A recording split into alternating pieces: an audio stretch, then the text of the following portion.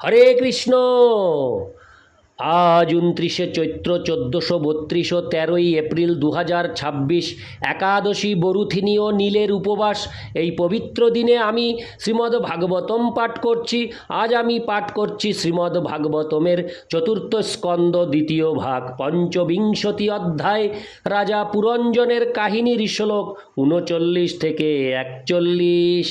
হরে কৃষ্ণ কৃষ্ণ কৃষ্ণ হরে হরে, হরে রাম রাম রাম হরে হরে। শ্লোক 39। ধর্ম হত্রার্থ কামৌ চ প্রজানন্দ মৃতং যশ লোকা বিশোকা বিরজা জান্ন কেবলীন বিদু। অনুবাদ: সেই রমণী বললেন, এই জগতে গৃহস্থ জীবনেই ধর্ম, অর্থ, কাম এবং সন্তান সন্ততি উৎপাদনের সর্বপ্রকার সুখভোগ করা যায়। তারপর মানুষ মুক্তি অথবা যশও প্রাপ্ত হতে পারেন। গৃহস্থরা যজ্ঞের ফলও ভোগ করতে পারেন, যার ফলে তারা শ্রেষ্ঠ লোকে উন্নীত হতে পারেন। এই সমস্ত সুখভোগ পরমার্থবাদীদের কাছে প্রায় অজ্ঞাত। তারা এই প্রকার সুখের কথা কল্পনাও করতে পারেন না। তাৎপর্য: বৈদিক নির্দেশ অনুসারে মানুষের কর্মের দুটি মার্গ রয়েছে। একটিকে বলা হয় প্রবৃত্তি মার্গ এবং অন্যটিকে বলা হয় নিবৃত্তি মার্গ। এই দুটি মার্গেরই উদ্দেশ্য হচ্ছে ধর্মীয় জীবন। পশু জীবনে কেবল প্রবৃত্তি মার্গই রয়েছে। প্রবৃত্তি মার্গের অর্থ হচ্ছে ইন্দ্রিয় সুখভোগ এবং নিবৃত্তি মার্গের অর্থ হচ্ছে পারমার্থিক উন্নতি সাধন। পশু ও অসুরদের জীবনে নিবৃত্তি মার্গের কোনো ধারণাই নেই, এমনকি প্রবৃত্তি মার্গের ধারণাও তাদের নেই। প্রবৃত্তি মার্গে বলা হয়েছে যে যদিও মানুষের ইন্দ্রিয় সুখভোগের প্রবণতা রয়েছে, কিন্তু সেই প্রবণতা চরিতার্থ করতে হবে বৈদিক নির্দেশ অনুসারে।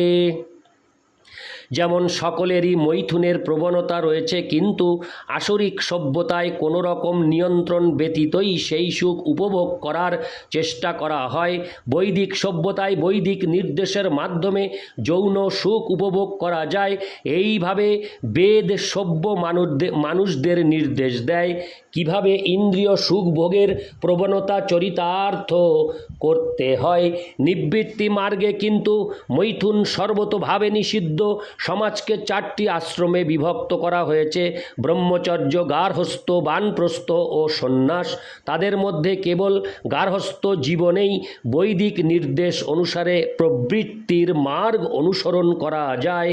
ব্রহ্মচর্য, বানপ্রস্থ ও সন্ন্যাস আশ্রমে যৌন জীবনের কোনো অবকাশ নেই।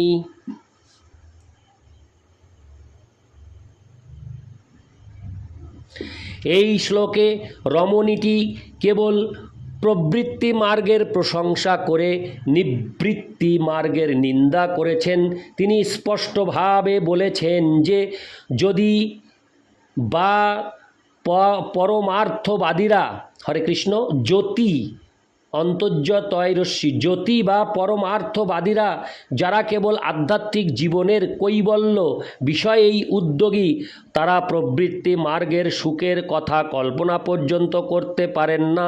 পক্ষান্তরে বলা যায় যে যারা বৈদিক নির্দেশ অনুসরণ করেন তারা এই জীবনে সুখ ভোগ করেন এবং পরবর্তী জীবনেও স্বর্গলোকে উন্নীত হন। এই জীবনে তিনি নানা রকম ধর্ম অনুষ্ঠানে যুক্ত থাকার ফলে সন্তান সন্ততি আদি নানা রকম জড় ঐশ্বর্য ভোগ করেন। জড় জাগতিক ক্লেশ হচ্ছে জন্ম, মৃত্যু, জরা ও ব্যাধি। কিন্তু যারা প্রবৃত্তি মার্গে আগ্রহী তারা জন্ম, জরা, ব্যাধি ও মৃত্যুর সময় নানা প্রকার ধার্মিক কৃত্য অনুষ্ঠান করেন। জন্ম, মৃত্যু, জরা ও ব্যাধির কোনো রকম পরোয়া না করে তারা নানা প্রকার বৈদিক অনুষ্ঠানে মগ্ন থাকেন।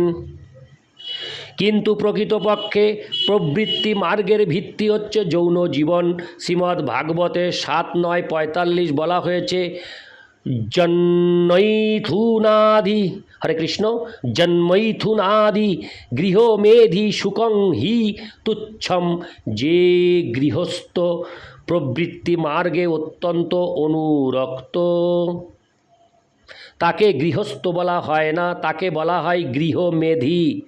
যদিও গৃহস্থ ইন্দ্রিয় সুখভোগের বাসনা করেন, তবুও তিনি বৈদিক নির্দেশ অনুসারে আচরণ করেন। কিন্তু গৃহমেধীরা কেবল ইন্দ্রিয় সুখভোগের বিষয়েই আগ্রহী, তারা কোনো রকম বৈদিক নির্দেশ অনুসরণ করে না। গৃহমেধী যৌন জীবনের মহিমা কীর্তন করে কীর্তন করে তার পুত্র কন্যাদেরও যৌন জীবনে অনুপ্রাণিত করে এবং জীবনের অন্তিম সময়ে সর্বপ্রকার যশ থেকে বঞ্চিত হয়। গৃহস্থ এই জীবনে এবং পরবর্তী জীবনেও যৌন জীবন উপভোগ করে, কিন্তু গৃহমেধী জানে না তার পরবর্তী জীবনে কী গতি হবে, কারণ সে কেবল এই জীবনেই যৌন সুখ উপভোগে মগ্ন থাকে। মোট কথা হচ্ছে, কেউ যখন যৌন জীবনের প্রতি অত্যাধিক আসক্ত হয় তখন সে পারমার্থিক জীবনের কোনো রকম চেষ্টা করে না। বিশেষ করে এই কলিযুগে কেউই পারমার্থিক উন্নতি সাধনের ব্যাপারে আগ্রহী নয়। যদিও কখনো কখনো দেখা যায় কেউ কেউ পারমার্থিক উন্নতি সাধনে আগ্রহী, কিন্তু অধিকাংশ ক্ষেত্রেই তারা ভণ্ডদের দ্বারা পরিচালিত হয়ে বিপদগামী হয়। ইতি শ্লোক 39। শ্লোক 40। পিতৃদেবর্ষিমতর হরে কৃষ্ণ পিতৃদেবর্ষিমর্তানাং ভূতানামাত্মনস্যোহ ক্ষেমং বদন্তি শরণং ভবেহস্মিন যদো গৃহাশ্রম। অনুবাদ: সেই রমণী বললেন, মহাজনদের বর্ণনা অনুসারে গৃহস্থ জীবন কেবল নিজের জন্যই আনন্দদায়ক নয়, তা পিতৃগণ, দেবতাগণ, মহর্ষিগণ, মহাত্মাগণ এবং অন্য সকলের জন্য প্রেয়স্কর। এইভাবে গৃহস্থ আশ্রম সকলের জন্যই লাভজনক। তাৎপর্য: বৈদিক প্রথা অনুসারে কেউ যখন এই জড় জগতে জন্মগ্রহণ করে তখন তার বহু ঋণ থাকে। সূর্য, চন্দ্র, ইন্দ্র, বরুণ ইত্যাদি দেবতাদের কাছে তার ঋণ থাকে, কারণ তারা জীবনের সমস্ত প্রয়োজনীয়তাগুলি সরবরাহ করছেন। দেবতাদের কৃপায় আমরা তাপ, আলোক, জল এবং অন্যান্য আবশ্যক বস্তুগুলি প্রাপ্ত হই। আমরা পিতৃগণের কাছেও ঋণী, কারণ তারা আমাদের এই শরীর, বুদ্ধি, সমাজ, বন্ধুত্ব ও প্রেম প্রদান করেছেন। হরে কৃষ্ণ। তেমনি আমরা রাজনীতি ও সমাজ ব্যবস্থার জন্য জনসাধারণের কাছে ঋণী, এবং আমরা গরু, ঘোড়া, গাধা, কুকুর, বিড়াল ইত্যাদি নিম্নস্তরের পশুদের কাছেও ঋণী। এইভাবে মনুষ্যরূপে এই জড় জগতে জন্মগ্রহণ করা মাত্রই জীবের বহু ঋণ থাকে এবং সেই সমস্ত ঋণ শোধ করার দায়িত্বও থাকে। সে যদি সেই ঋণগুলি শোধ না করে তাহলে তাকে পুনরায় জন্ম মৃত্যুর চক্রে আবর্তিত হতে হয়। জড় বিষয়ের প্রতি অত্যাধিক আসক্ত গৃহমেধীরা কিন্তু জানে না যে তারা যদি কেবল মুকুন্দের শ্রীপাদপদ্মের আশ্রয় গ্রহণ করে তাহলে তারা তৎক্ষণাৎ এই সমস্ত ঋণ থেকে মুক্ত হয়ে যেতে পারে। দুর্ভাগ্যবশত গৃহমেধীদের কৃষ্ণ ভক্তিতে কোনো রকম আসক্তি নেই। প্রহ্লাদ মহারাজ বলেছেন, মতীর্ণ কৃষ্ণে পরত শত বা মিথো ভিপদ্যেত গৃহব্রতানাম। শ্রীমদ্ ভাগবত 5:7-30। গৃহব্রত মানে হচ্ছে গৃহমেধী যারা যৌন জীবনকেই জীবনের চরম উদ্দেশ্য বলে মনে করে।